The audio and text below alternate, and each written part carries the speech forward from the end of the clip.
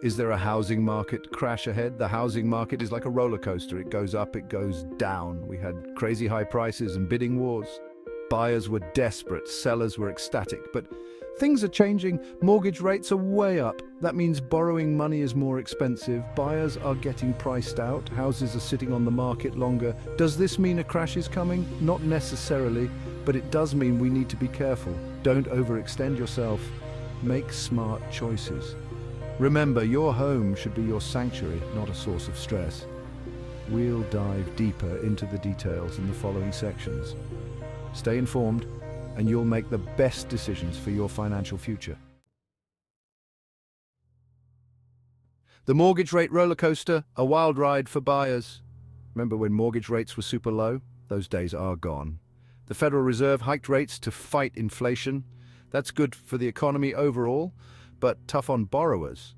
Higher rates mean higher monthly payments. Let's say you want to buy a $400,000 house. With a 3% mortgage rate, your monthly payment, principal and interest, is about $1,686. But with a 7% rate, that jumps to over $2,600. That's a huge difference. No wonder buyers are stepping back. They simply can't afford these payments. This slowdown in demand is impacting prices. So, are we headed for a housing market crash? The experts are divided. Some say yes, pointing to high prices and rising rates. They see a bubble ready to burst. Other experts are more optimistic. They say the market is just cooling off, not crashing. They point to strong job growth and limited inventory. This suggests a softer landing. Who's right? It's hard to say for sure. The truth is no one has a crystal ball, but by looking at the data and understanding the risks, we can make informed decisions. Section 4. Data doesn't lie. Spotting the warning signs. Let's look at some numbers from Realtor.com.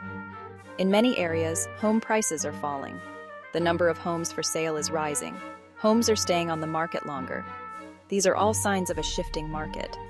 For example, in June 2023, the median home price in the U.S. was down slightly from its peak in May. While this might not seem like much, it's a trend to watch. Inventory is also increasing. More sellers are putting their homes on the market, giving buyers more choices. This increased competition can put downward pressure on prices. Texas cities like Austin and Dallas are experiencing similar trends, and in Denver, the median home price has fallen for several months in a row. In Florida, the once red-hot markets of Miami and Tampa are seeing a slowdown. Section 5, Trouble in Paradise, Florida, Texas, and Denver in focus. Some areas are feeling the heat more than others. Florida, Texas, and Denver boomed during the pandemic. People flocked to these states for their warmer weather, lower taxes, and job opportunities, but now these markets are showing signs of weakness. Prices are plateauing or even declining in some areas. Inventory is piling up. Buyers have more leverage. Section 6. The crystal ball. What's next for housing? So what's the verdict? Is a housing market crash on the horizon? It's impossible to say for sure, but one thing's clear, the market is changing. We're moving away from a seller's market to a more balanced market.